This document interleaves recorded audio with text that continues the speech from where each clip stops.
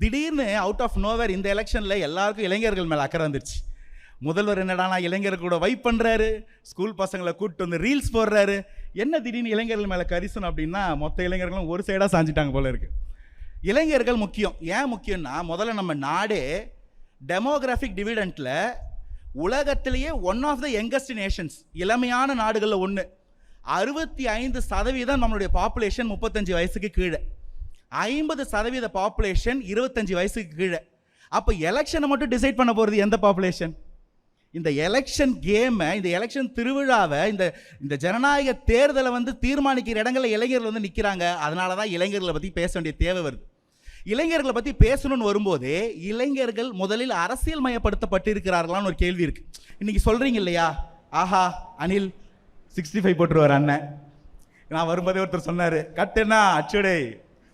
அந்த நிலைமைக்கு இளைஞர்களை பார்த்தா பயம் ஏன் ஏற்படுது அப்படின்னா, இளைஞர்களை அரசியல் வயப்படுத்தாமல் வச்சிருக்கிறது ஒரு குற்றச்சாட்டு. அந்த குற்றச்சாட்டை தாவேக்கா மேலே வைக்கிறீங்க. நியாயத்துக்கு நாங்கள் தான் உங்கள் எல்லாரும் மேலேயும் வைக்கணும். இளைஞர்களை யார் அரசியல் மயப்படுத்தாமல் போனது? இது என்னமோ சும்மா இளைஞர்கள் அப்படியே ரேண்டமாக போயிட்டாங்க, ஐபிஎல் பார்த்துட்டாங்க, சினிமா பார்த்துட்டாங்க. இல்லை, அப்படி இல்லை. இது அப்படி இல்லை.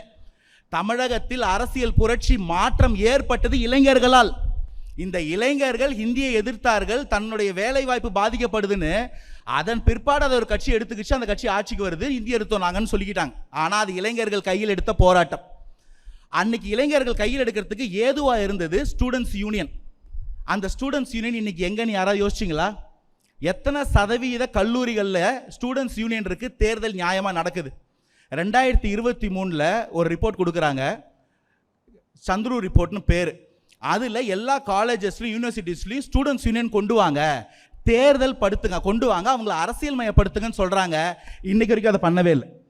இதை ஏன் பண்ணலைன்னு யோசிச்சு பார்த்தீங்கன்னா, இளைஞர்கள் அரசியல் மயப்பட்டுட்டா அவன் கேள்வி கேட்பான். அந்த கேள்விகளுக்கு இங்கே இருக்கக்கூடிய ஆட்சியாளர்கிட்ட பதில் கிடையாது.